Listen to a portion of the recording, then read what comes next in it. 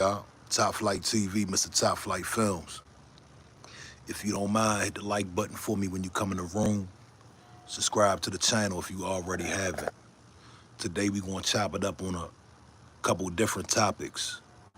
The first topic is going to be the viral video that we saw that's circulating about the young man in Jacksonville, Florida. We're gonna talk about Malcolm Jamal Warner, our good brother. And we're gonna touch on a couple other things as well. I'm gonna address the comments as they come in a little bit later on.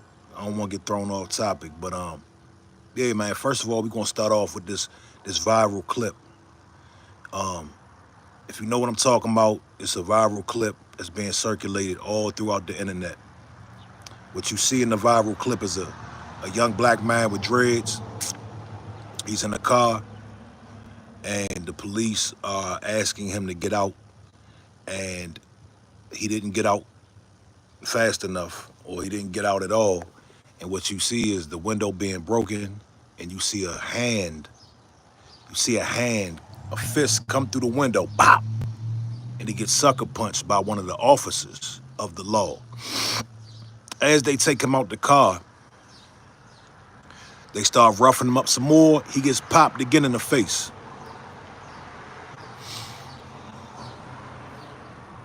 I find the video very disturbing. The sheriff just came out with a statement. Sheriff Walters, JSO, Jacksonville, police officer, sheriff office. I'm going to talk about where the young brother went wrong. I am going to talk about where the police went wrong. I am going to talk about why these situations happen, because a lot of the times what you'll see, you'll hear people from the dominant society that they'll say, well, he should have just complied. That's a major thing that people like to say. When they tell the MAGA crowd to wear masks, they run into a Capitol. When a young black man is pulled over because of a tail light and they're trying to search the car and he wants to know why, they tell you that you should just comply. Okay? All right? It's a double standard out here, y'all. So we're going to talk about it. It's an open and shut case. It's an open and shut case. Big Maj, what it do? For everybody that just came in the room, what we're discussing right now is the viral video down in Jacksonville, Florida, of the young brother who got sucker punched by the police and pulled out the car and beat up, essentially. So that's what we're discussing right now. And I'm going to get to the comments here in a little bit. Please tap in, let me know what city you in. Tell me how you feel, if you've seen the video or not. Cordless Live, shout out to Jacksonville. Yeah. Compton in the house. Yeah. He's selling drugs and has a gun, call the cops. Sea Monster, what it do? Y'all hit the like button for me and hit the subscribe button when y'all come in. North Philly in the building. Button Boy, what it do, homie? Chaya Salome, California is my state. Shout out to California. Abu Dhabi. Oakland in the building. Minneapolis. Yeah. Elena says, can you repeat it? And then I'll subscribe. I'm going to be talking about the topic throughout the video. The sheriff down in Jacksonville, this Sambo raccoon, I'm going to try to watch my language. It pissed me off. I just saw his press conference about 5 minutes ago, and it really pissed me off. Listen, I understand that there's a code of silence amongst police. I understand the police have a brotherhood. They're essentially a gang, okay? The police are pretty much a gang. So I understand that there's a code of silence, but in this particular case, we saw the damn video. There is absolutely no reason they should have put hands on that boy like that. Absolutely no reason. That was straight up police brutality. There's no need for an investigation. The investigation should be, I'm going to watch the video real quick. We all saw in the video. Listen, the boy pled guilty. They said he pled this. All this happened in February, to my understanding. All this happened in February. The sheriff got on the press conference and tried to use the point that the victim never produced this video until now. So fucking what? It doesn't matter. He kept trying to drive that point home. It does not matter when he produced this video. The reality is the video was produced. You dig? Listen, I'm gonna break everything down in this video, why this keeps happening, what we can do better, and of course, the police need to get a hold of their emotions, because a lot of these police are crazy. A lot of these police are crazy. I've been beaten by crazy police. I'm talking about out of their mind. Some of the scariest moments of my life, is when I was under the authority of the police and they were putting hands on me. That shit is scary. If you've never been in that situation, you might not understand, but you really don't understand how scary that can be, because they can essentially take your life. You're under their custody and they whooping your ass, right? And nobody can stop them. You can't call the police, right?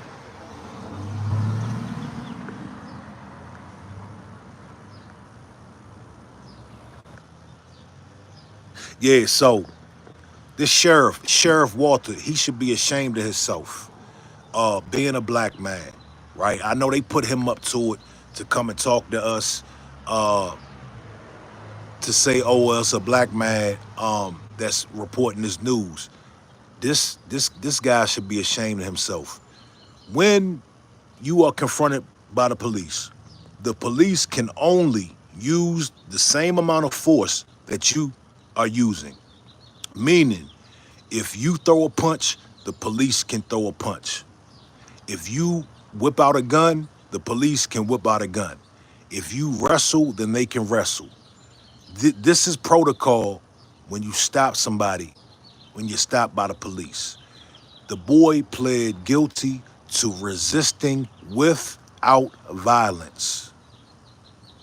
In the video, you can see the boy did not do anything violent to the police. Therefore, what in the hell are you investigating?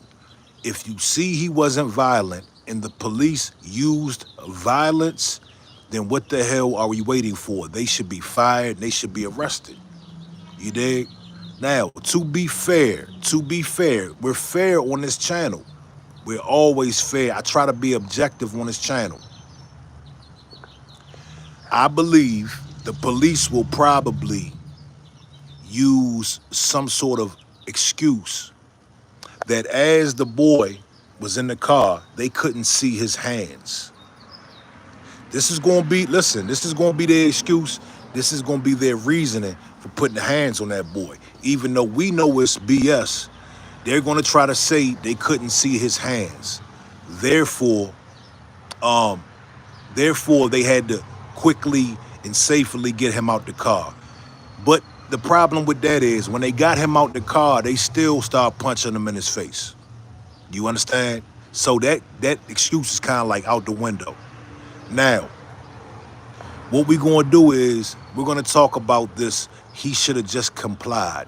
Y'all know when unarmed black boys are killed, or a situation like this pops up, people say things like, he should just comply. Now, I'm going to get to all the comments in a minute. Let me get this point across.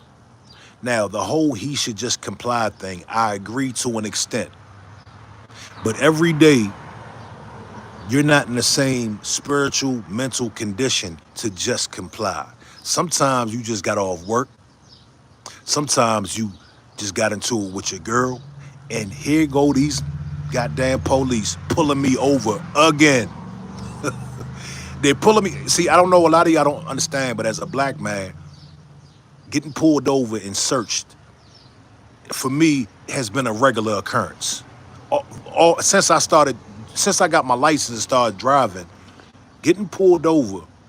I'm talking about, I've got my license when I was 18. That was in 1999. All the way up until 2025. The last time I got pulled over and searched was 2 months ago. And I don't do crime. I don't do anything I'm not supposed to do.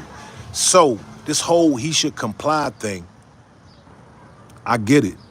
But at some point, we get upset. We get like, man, look here, man, I don't have time for this shit today. You pulled me over for a turn signal.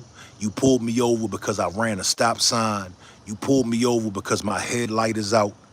What the hell are you searching my car for? Right? So I feel the brother. I understand why the brother did not want to get out the car. And every time this happens, I understand why people do not want to get out the car. Because it's like, listen, I'm going to exercise my rights. You're violating my rights by telling me to get out this car. You're violating my rights by wanting to search my car. No, I'm not complying today. I'm not complying with unlawful orders today. I'm sorry. See, the people that say stuff like he should just comply, these people they want you to comply under any circumstance. They don't care if your rights are being violated.